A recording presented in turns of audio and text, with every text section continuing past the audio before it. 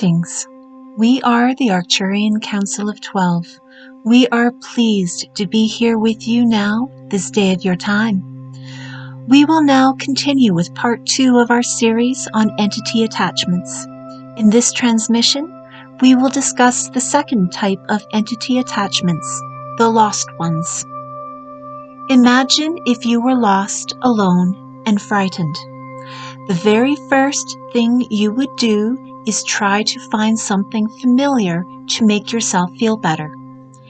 This is the situation with the lost ones. There are some entities who, when their physical bodies perished in a very traumatic way, could not find their way back to the healing centers. This situation can sometimes result in what you call ghosts, where the energy from the person stays exactly in the same location where they died. Sometimes the energy from these people choose to attach to a physical object that they feel connected to and provides them a safe feeling. Sometimes the energy from these people are attracted to other living humans. It is this last situation that we shall now discuss. Unlike the non-physical parasites, the lost ones do not feed off of your low vibrational energy. Instead, they do whatever they feel they need to do to maintain their attachment to you for their own safety.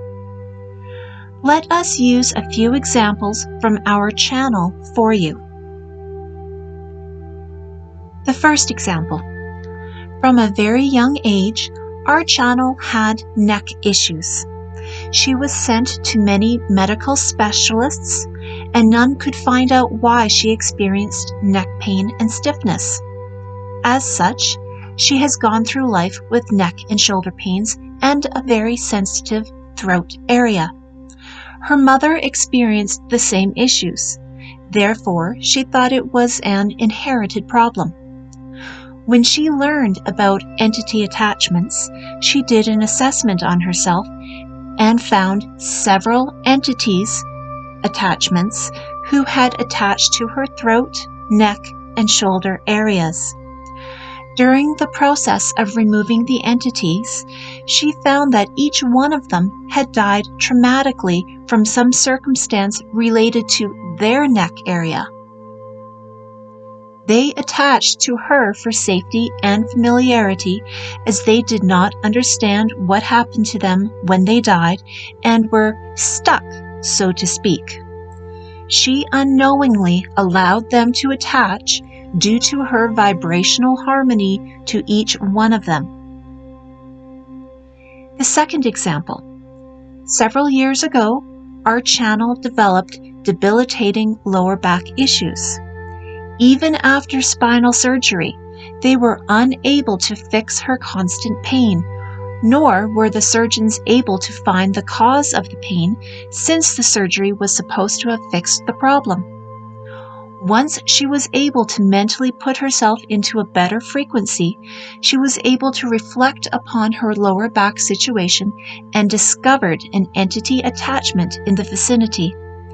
In this situation, the entity did not die from lower back issues, but instead was just drawn to her, much like a moth to a flame, due to her vibrational frequency match, and ended up attaching to an area of her body that she was unknowingly creating as a future home for the lost one due to her mental frustrations and frequency. She was directing low vibrational thoughts to a specific area of her body, which then caused that area of her body to become a lower vibration and thus allowed attachment. In the third example, she has had reproductive organ and hip problems and pains since she reached maturity. Again, her mother experienced the same issues, so she believed it was an inherited issue and therefore did nothing about it. It was not until recently, when she released her belief that the problem was inherited and opened her mind to the possibility that she caused it herself, did the problem begin to resolve. Upon meditation, she discovered the entity attached to her reproductive organs and hip was a female who died in an extremely traumatic way, one which we will not get into here due to the graphic nature. Once our channel released the lost one, her physical problems immediately began to improve. As you can see from our channel's experiences, you can unknowingly allow lost ones to attach to your physical body for a variety of reasons, but they all come back to the one problem, that being a low vibrational thought being practiced over and over and becoming a belief. Once you release your belief in whatever is your problem area of your body, you then open yourself to allowing the lost one to be released. If you believe you have a problem with your physical body, then chances are you have an entity attachment in that area. If you have tried all methods of healing that area of your body, but nothing seems to work, then chances are you have an entity attachment in that area.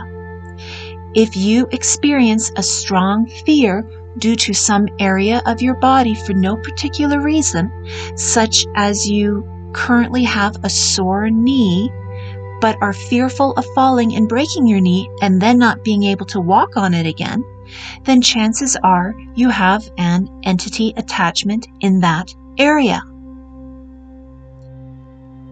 The lost ones can transmit their fear and frustration and pain to you, and you probably will believe those thoughts are your thoughts. For example, if you have a constant pain in your mid-back and there is no reason for it that can be found, and you also are untrusting and fearful of people, then chances are you have an entity attached in that area who died from some trauma to their back, such as being stabbed in their back. This is why it is so important to analyze who you are, what your beliefs are, and why you have those beliefs. The lost ones usually will leave your body once you connect to them in meditation and help them understand what has occurred to them. But there are others that refuse to leave, especially if they themselves were very low vibrational whilst they were alive. These entity attachments can then sometimes work with the non-physical parasites and your ego self, as well as they vibrate at the same low frequency. As with the non-physical parasites, we recommend you call forth Archangel Michael for assistance in removing entity attachments, as Archangel Michael will remove all willing and non-willing attachments.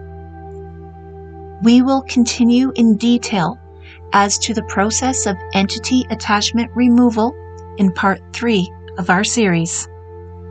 We leave you now in the love and the light of the one infinite Creator, Adonai.